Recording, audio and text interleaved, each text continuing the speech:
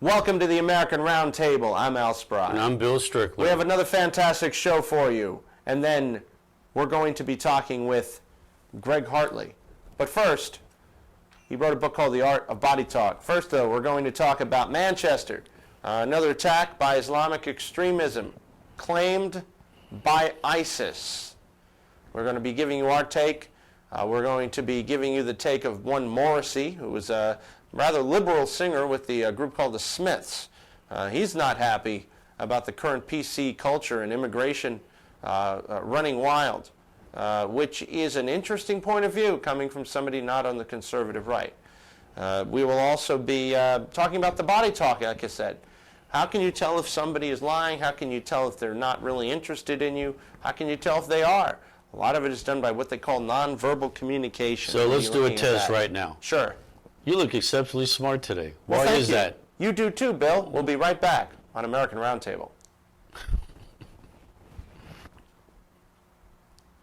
Welcome back to the American Roundtable on Tough TV, Tough TV 38 here in Orlando. So, Bill, you were saying that I looked rather smart today. Yeah, I passed the test, didn't I? Well, that was the nonverbal communication. Exactly. I'm actually wearing my smart glasses That's today. right. He's wearing the smart glasses, and I noticed it. Now, those are glasses, Al. I want to take a look at this video here about the Manchester attack, and then, of course, you'll get our take on it, this horrific attack in Manchester, England. Live from Manchester, England, NBC News chief foreign correspondent Richard Engel. Richard, good morning. What's the latest there? Good morning. There is a hunt on right now for anyone who may have been connected to this bomber. The UK has raised its threat level. There is a concern that there could be another follow-on attack. By raising this threat level, it's an indication that they think there could be an imminent attack coming. Just today, police say they arrested 3 more people.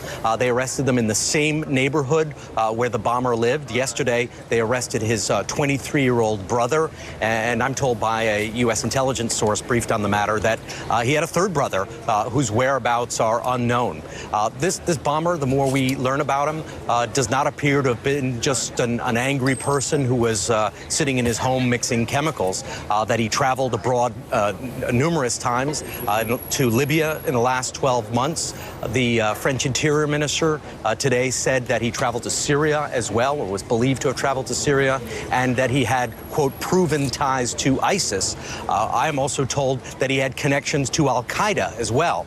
And this competing series of connections that he had is one thing that has officials really concerned. They want to know how far did his network reach?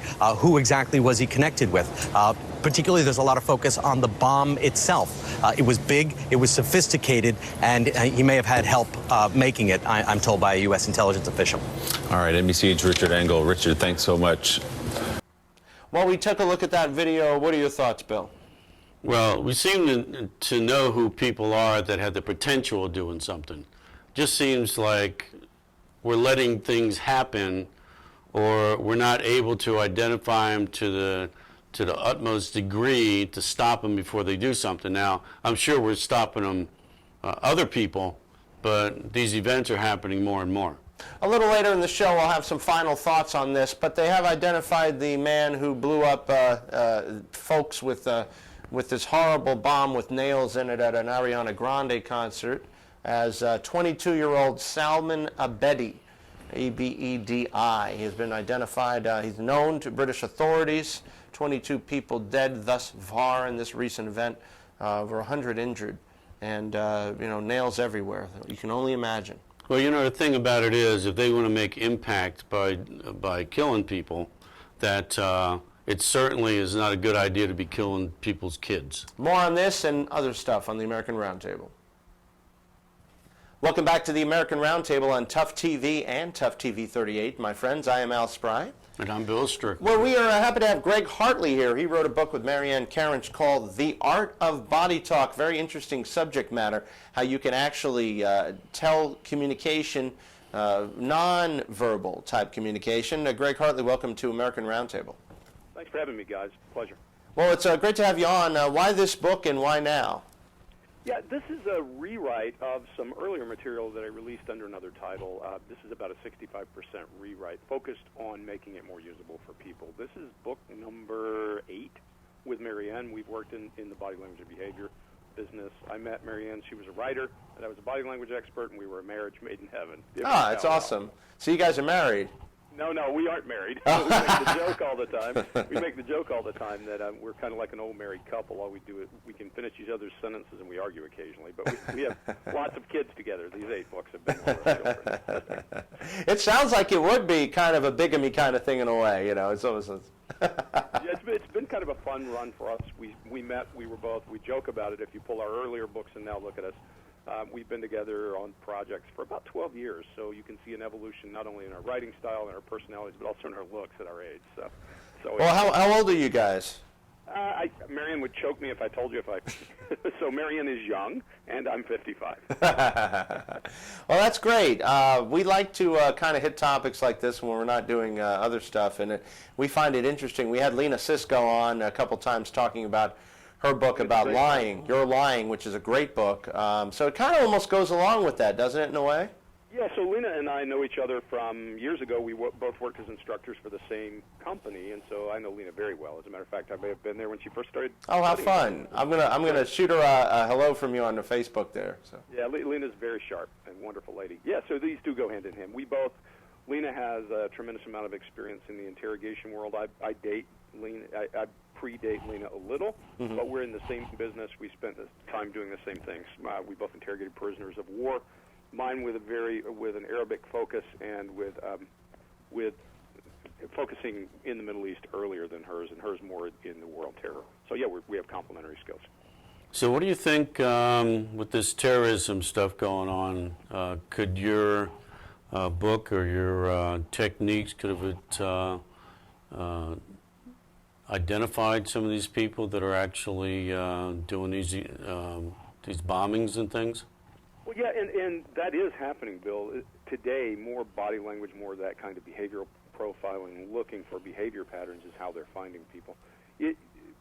Average people behave differently in an interrogation room from a prisoner of war. So, for example, if you're dealing with a person that you abduct that you think is a terrorist, they have an artificial cover story that is natural. Their cover story is already built for them because they're living 2 lives. Unlike a prisoner of war who has some kind of a cover story and they're trying to do something different than their real life, it's harder for them to hide things because they're not living both of those lives. So body language becomes imperative. We had these enhanced interrogation techniques under the many regimes at this point of ours, and those things will get someone to say something. Even if you get someone to say something, you still need to know whether they're telling you the truth or not. And we use things like eye accessing cues, word patterns. There are a ton of things, even in this book, that talk about how to decide when someone's lying to you. Yeah, what got you interested in the field? Oddly enough, I was living in Arlington Cemetery. I was a young guy in the infantry, and I was working the cemetery. I had a 2-year assignment there. And at the end You of worked that Arlington. That's interesting. Yeah, Interesting. I had the requisite requirements. I'm 6'1" and thin, so those were good requisite requirements if you've ever been to the cemetery. And so I spent 2 years. I was there during the Reagan era. Okay. And, did you do the march and the unknown soldier stuff? I did not. I'm not that talented. I always said to people, I'm a pretty good marcher. Those are the best in the world. But I did ceremonies, burials, White House arrivals, those kinds of things. And at the end of that, you get a pretty good selection of jobs. You can go and pick what you like. And being the young kid that I was, language seemed interesting. I studied Arabic for 2 years. Interesting. And it's not a translator role, so they need to give you a job in the intelligence field. Yeah. And interrogation just fit me. I went from there to become a resistance instructor. Wow. I taught for 4 years at Special Forces and had a great time there, and so it became a calling. Well, that's, this is interesting. I wasn't really going to take the interview this direction, but yeah, I guess since you have all that experience, I have to ask you about what do you think about the Manchester and all that? What's going on? What's the big picture? What's the big picture? The sad truth is we're going to see more of this than less, and it has a lot to do with when people get themselves into some odd Maslow's hierarchy of needs where they are tied to a loss of identifying with whatever the culture is and tied to some other culture. Now, whether it's ISIS or whether it's just a small band of guys who decide they're counter to what that culture stands for, then they start growing and creating esteem in that subculture. There's no way around it. We talk a lot about that very thing in this book, not the terrorism specifically, but how people get into these very cloistered environments and start to try to grow esteem and get their needs satisfied in odd ways, and that's the entire premise of this book. Well, we're talking to Greg Hartley. He wrote a book with Marianne Karich, and it's called The Art of Body Talk. And we're talking some other stuff along with it, because now we found out you have a very interesting history with the Arabic and all that stuff. We'll be diving into a little bit of that too. Why not? This is American Roundtable. We'll have more for you on Tough TV in a moment. Welcome back to the American Roundtable. I heard a report from a British policeman that said they have like 1,000 people under surveillance, and they just got to pick out the people that they think are the most troublesome.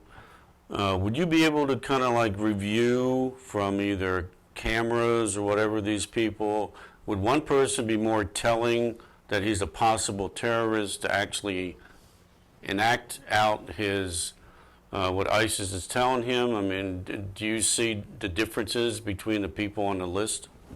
Well, I can tell you what you can do is you can tell when someone is being secretive, when someone's trying to hide information, regardless of whether you're talking to them or not by watching their body language. And it has to do with focus, whether the focus is internal or external. It has to do with energy and where that direction is. It has to do with whether they're scattered or concentrated. All of those things, and there's a chart we put in this book specifically for that, how to tell when someone's being secretive, when someone is doing something that has some subterfuge through it. So yes, you can pick up on that. Now there's also the added thing I always say about body language. There are two schools of thought. There's the absolutist and the baseliner. I'm a baseliner, which means I look for deviations which mean something. So when you profile based on body language, you'll find some false positives because people have quirky and odd body language. But false positives at least prevent that kind of thing from happening. And I think for the future, we have to get more positive in our profiling of that behavior kind of thing than we are looking at skin color, hair color, eye color. Those things are going to change.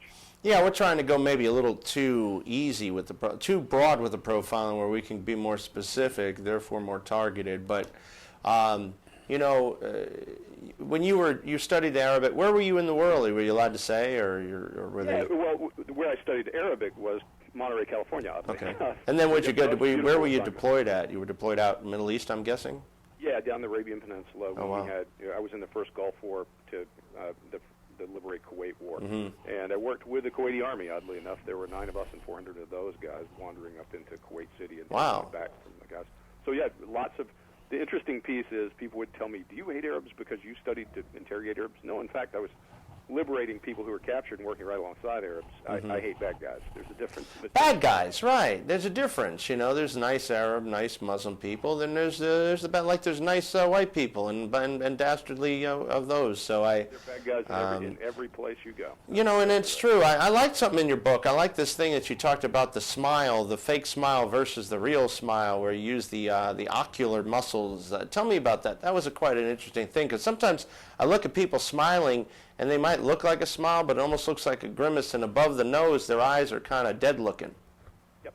So one of the big things is if you look at the musculature of the face, you'll find that there are many muscles involved in a real smile. Mm-hmm. And rather than making it a biology lesson, around your eyes, the things that make crow's feet, the things that cause your eyes to puff up when you really are genuinely smiling, those are indicators that someone is genuinely smiling. About 5% of the population can voluntarily control those. Mm-hmm. The rest of us just do it when we're really happy, and it doesn't happen otherwise. So if a person's face down below their nose is smiling and that up above isn't, either they have some anomaly, because I've noticed that autistics don't use their forehead much in smiling, for example. Don't use their forehead much. You mean like in like moving their eyebrows around and stuff like that? Yes. Yeah, I've Okay. noticed that profoundly autistic people barely move their forehead. Interesting. But most of us use our forehead. As a matter of fact, if I recognize you, I'll raise and drop my brows very quickly, and I call that an eyebrow flash, and it's a good indicator I recognize you. I've seen people do that when I come up to them. They do that little bit of, hey, I know you, that kind of We thing. all do that. Yeah, interesting. That's very interesting. So, yeah, because I see a lot of guys, and they're trying to smile, especially politicians. You notice there's a lot of those guys doing that. Yeah. But, Yeah, and and I refer often to there are many kinds of smiles. You get the flight attendant, she's saying goodbye, and she's waving her hand, bye-bye, bye-bye, bye-bye. There's no engagement. Most politicians' eyes are not engaged that way. You get a couple of Joe Biden, even I think when he doesn't mean it, he has control of those muscles, and he could smile, really. But there are a handful of folks that are genuine when they're smiling. Well, I'm fascinated by this stuff, Greg. We got a little more time after this, but I wanted to kind of wrap it up with you. The Art of Body Talk is the name of the book, and it is Greg Hartley, Marianne Karench. Very fascinating book. I think you should definitely pick up a copy. We'll have some final words, of course, with me and Bill here on the American Roundtable. But if you ever want to follow us on Facebook, facebook.com/USA Roundtable. That is our website. Check us out and let us know how we're doing. Welcome back with the Art of Body Talk with Greg Hartley. Greg, you hear authorities say that, especially after the Manchester situation, to begin to look at.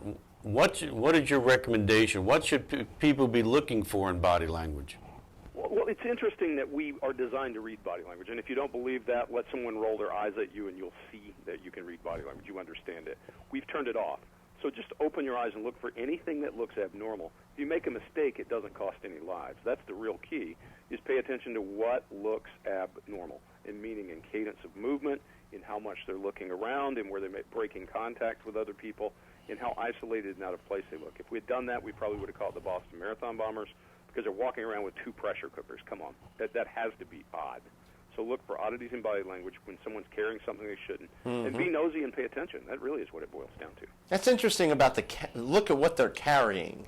A lot of people don't really pay attention to that, I guess. You know, I've many times in my life gotten away with things I shouldn't. One time I was visiting a friend who was coming back from Afghanistan.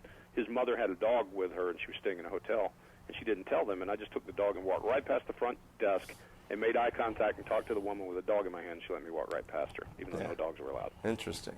What do they call it? Hiding in plain sight, right? Is that what it is? That's right. Redirect. Version of that. Redirect matters, right? Redirect, yes. Very interesting. Some final words, Greg? Got about 30 seconds. Yeah, I think, like I said, we're all designed to read body language. This just gives you a system. We've put together a system called Review, Evaluate, Analyze, and Decide. Actually, some concrete steps you can use and some tools. If you're interested in more, you can find me at greghartley.com or at bodylanguagetactics.com. Thank you for your time. All right. Well, thank you, Greg, and we appreciate you being here on the American Roundtable. Yes, this is the American Roundtable. We always have insightful guests, and, of course, we don't BS. That's what we do here. So this is the American Roundtable. We'll have more for you in just a moment on Tough TV. Welcome back to the American Roundtable. Let's talk about Morrissey. Morrissey's a rock singer who's been around maybe about some 30 years. He started with a band called The Smiths. Not exactly the kind of guy who you would consider a conservative by any stretch of the imagination, but he's sick of this PC stuff. With regards to Manchester, or where he's from, where the band was from, he basically complained in a tweet here, saying, celebrating my birthday in Manchester as news of the Manchester Arena bomb broke. The anger is monumental. For what reason will this ever stop? It says about Theresa May, the Prime Minister of England, that such attacks will not break us up, but her own life has lived in a bulletproof bubble, and she evidently does not need to identify young people today in Manchester morgues. Tough talk. Well, he also has a problem with the Queen. What does he say about the Queen, Bill? Well, his overall statement is, in modern Britain, everyone seems petrified to officially say what we all say in private. And he also said, you can't say, everybody come into my house, sit on the bed, have what you do, have what you like, do what you like. It won't work. He also went on to slam political correctness in the face of radical Islamic terrorism. The quote is, in modern Britain, everyone seems petrified, like you said, to say what they think, meaning they think it's a crock too. Mm-hmm. They just think it's a crock. And then you have the Queen at Buckingham Palace doing a tea party, and no one's allowed to ask any questions in so-called free press Britain, he says.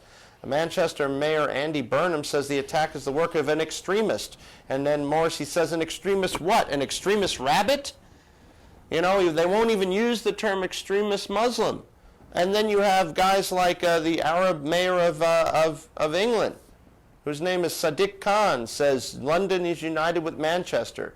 But according to Morrissey, he does not condemn Islamic State. Bill, why doesn't the mayor of England, the mayor of London, condemn Islamic State, the people that just took responsibility for this attack? Well, maybe he's trying to keep peace. Isn't he a Muslim himself? He is.